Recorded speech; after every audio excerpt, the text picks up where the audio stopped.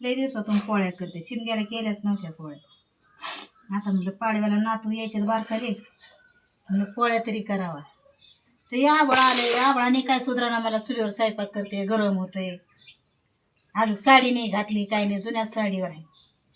जायचंय पाया पडायला, मग तवा घालीन साडी. काय करा मग आबळाने येड्यावानी केले नसतं.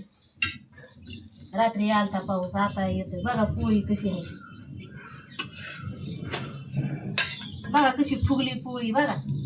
तरी लय दिवसातून करते पोळ्या. सहसा मी पोळ्या करीत नाही. आता सुना करतात तर मी करीत नाही, पण आज केल्यात पोळ्या. बरी का, बरी फुगली का पोळी? हा, छान आहे का?